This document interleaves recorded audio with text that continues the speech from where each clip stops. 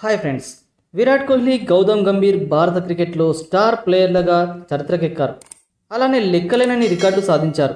2011 one day ప్రపంచ cup విజేత జట్టులో సభ్యులుగా కూడా ఉన్నారు. దూకుడుగా ప్రత్యర్థిపై మీదకు దూసుకెళ్లే ఈ ఇద్దరు ఢిల్లీకి చెందిన వాళ్ళే. ఇక కోహ్లీ, గంభీర్ ఆదిలో మంచి మిత్రులుగా ఉన్నారు.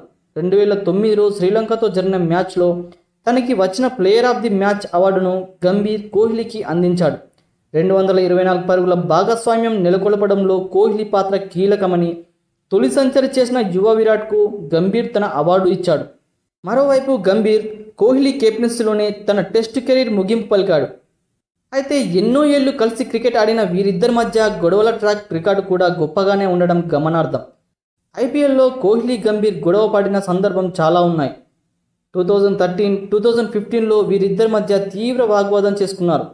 ఇక 2023లో కోహ్లీ, గంభీర్ గొడవను క్రికెట్ అభిమానులు సులువుగా మర్చిపోలేరు. లక్నో మెంటర్గా ఉన్న గంభీర్, ఆర్సీబీ బ్యాటర్గా కోహ్లీ మ్యాచ్ అనంతరం ఒకరిపై ఒకరు దూసుకువెళ్లారు. కాగా ఇంతటి రచ్చ అనంతరం విరాట్ కోహ్లీ, గౌతమ్ గంభీర్ తిరిగి కలిసి పనిచేసుకుంటున్నారు. రాహుల్ ద్రావిడ్ స్థానంలో గంభీర్ టీమిండియా కోచ్గా ఎంపికైన విషయం తెలిసిందే. శ్రీలంక పర్యటనతో గంభీర్ కోచ్ బాధ్యతలు మొదలుపెట్టనున్నాడు.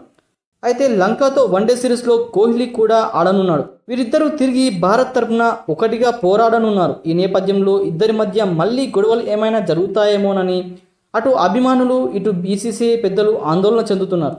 అయితే అలాంటి భయాలు, ఆందోళనలు పెట్టుకోవాల్సిన అవసరం లేదని, గతంలో గంభీర్తో జరిగిన గొడవలు మర్చిపోయానని బీసీసీఐకి విరాట్ కోహ్లీ వివరణ ఇచ్చాడు.